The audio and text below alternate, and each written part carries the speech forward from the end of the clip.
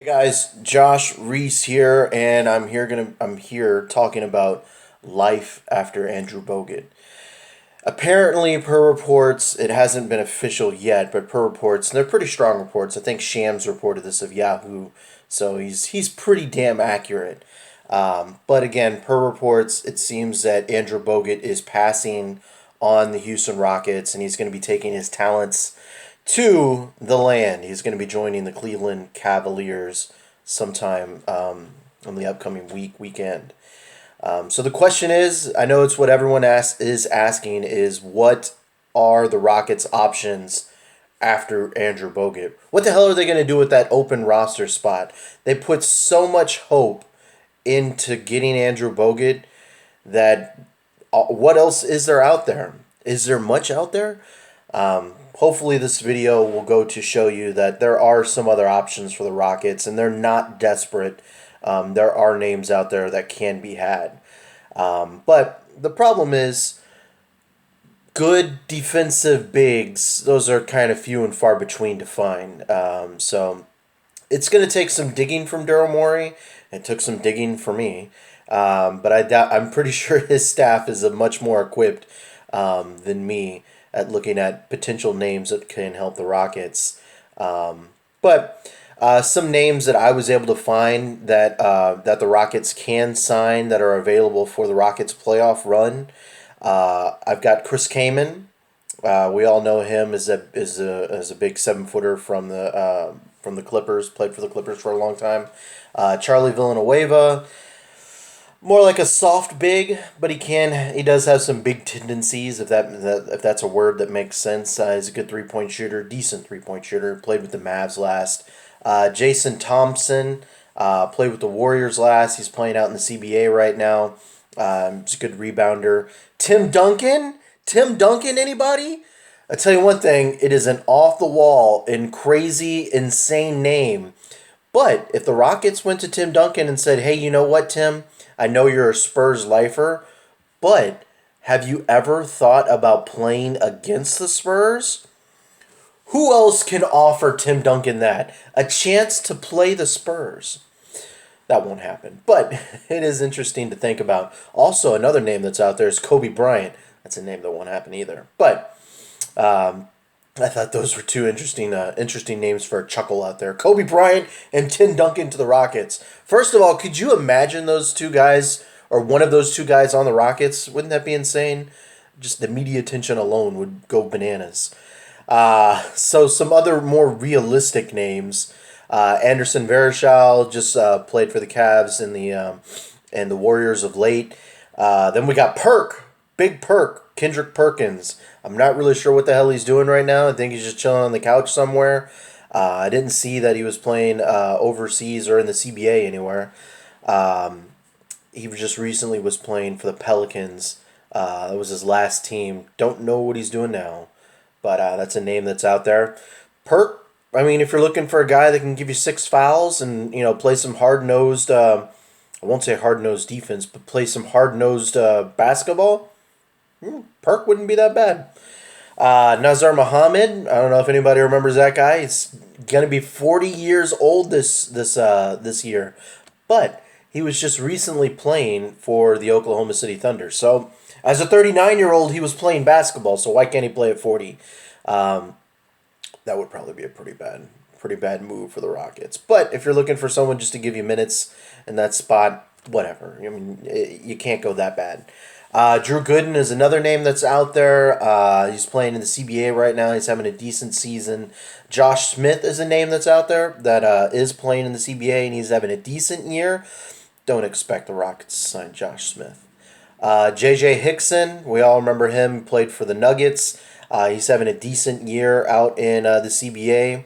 And lastly, the last name that I thought could be an interesting possibility for the Rockets, Carl Landry, a former Rocket. I'm not really sure what he's doing right now. I did not see that he was playing overseas or in the CBA, so he could be one of those guys that are just chilling on the couch waiting for a phone call. And you know what? Carl Landry for 8-10 minutes a game, I wouldn't mind him. I wouldn't mind him one bit for the Rockets. So another direction that the Rockets can choose to go in is taking gambles on guys. While of course you can say that all those guys that I mentioned ahead were gambles, but those were bigs that kind of fit what the Rockets are looking for. These are more just gambles on talent that if they work out well, it could do pretty well for the Rockets. First of all, Lance Stevenson is out there. The problem is, while he is the ultimate gamble, do we really know where Lance Stevenson head is at right now? He's been on so many teams, but he is one of those guys that are, man, if he could just put it together, he could be a pretty decent NBA player. But yeah, I don't see the Rockets going after Stevenson, but it would be interesting. He would definitely be the ultimate gamble for the Houston Rockets. Another one is Alonzo G. He is a 3-and-D guy. I think he had a summer camp here with the Rockets, and they ended up cutting him as one of the final roster cuts before they moved on to the season. But he's a lengthy guy. He's like 6'6". He can play some D. He can shoot a okay three ball. So if they're looking for someone to give them minutes, like if they're looking to replace Corey Brewer's minutes-ish with a guy out there, Alonzo G wouldn't be that bad of a candidate. Another one, Omri Caspi, broke his thumbs playing against the Pelicans the game after the All-Star break against the Rockets. But while they waived him, apparently there are reports out there that he could be ready right before the playoffs or during the playoffs. So if you sign Omri Caspi, it would be kind of a hole in your roster until he is ready to go. Who knows how long it would take for him to ramp back up, because it's going to be a couple months since he plays. But he would be an interesting option. Caspi is not very good. He's a decent player. He is certainly a 3-and-D guy. And he would fill a void on the Rockets, something that they don't have really right now. They've got Trevor Ariza, and they traded away Corey Brewer, who was pretty much his backup. But they got Sam Decker, and this could kind of give you a kind of a mix out there between Sam Decker and Caspi if he ended up joining the Rockets. And the last name that I have out there is more of a wild card name, but it's a name that I think would really fit the Rockets. If they don't choose to go get a big, because after all, they've got a lot of bigs right now. They just don't have someone that can rebound. And if you read my story on the Dream Shake, James Harden feels that the rebounding is something that they can kind of accomplish without bigs. Rebounding is about heart. It's about effort. So you don't necessarily need an Andrew Bogut to go out there and get rebounds. Yeah, it's easy to say Andrew Bogut is... You insert Andrew Bogut, rebounds happen, you get better on the rebounding, but you can be a good rebounder without being Andrew Bogut. It's possible. Ben Wallace was a great rebounder. He was 6'9", 6'8", sometimes 6'7", and he once averaged 15-plus rebounds a game. So, but anyways, back to my wild card name that I think the Rockets should do some due diligence in and looking up and trying to find out if he would be someone that would fit their system. Just in my own thinking, I think it's someone that would be able to fit their system. Now, that name is Jimmer Fredette.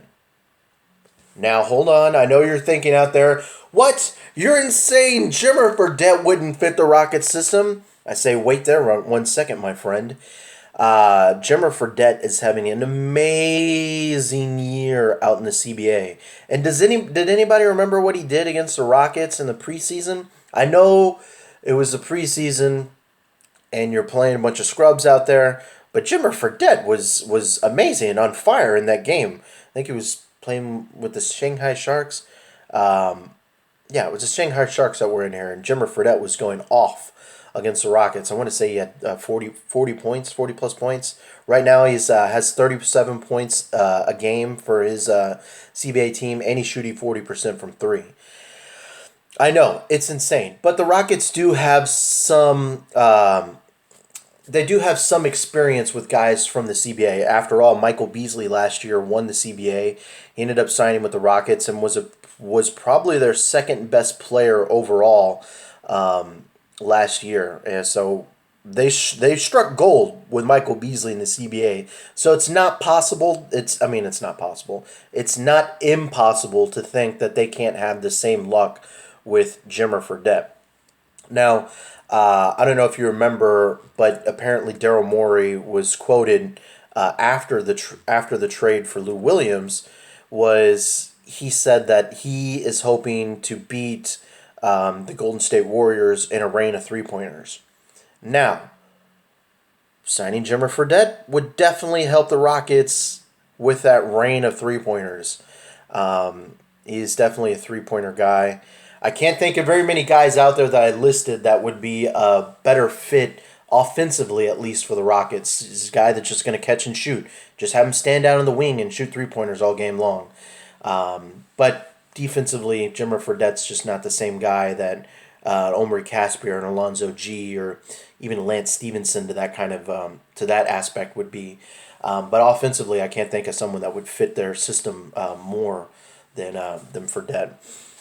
So while the Rockets did miss out on Andrew Bogut, it's not like they're kicking themselves that they traded KJ McDaniels or Tyler Ennis. Those guys weren't playing anyways. They didn't expect them to play unless something drastic and major happened to the Rockets, like James Harden or Patrick Beverley and Eric Gordon go down. Then you start seeing KJ McDaniels or Tyler Ennis. Those guys weren't going to play anyways. So they can improve with damn near any name that I mentioned in this video. So there are options for the Rockets, and while they missed out on Bogut and he could help them, it's not like there aren't other guys out there that can help the Rockets as well. So there are names out there. There are people that can help the Rockets, and it'll be interesting to see who they decide on grabbing. Or Daryl Morey could even throw another curveball at us and just sign another potential prospect like he did with Isaiah Taylor. I think that would be kind of a miss if he did do that. So I expect him to sign someone that would help them a little bit more have an impact on this season. So with that said, I'm going to bounce on here. I appreciate you guys for watching this video. My name is Josh Reese. You can find me on Twitter at Mr. Joshua. I cover the Rockets and Houston sports here in town. So I appreciate you guys for giving this a watch.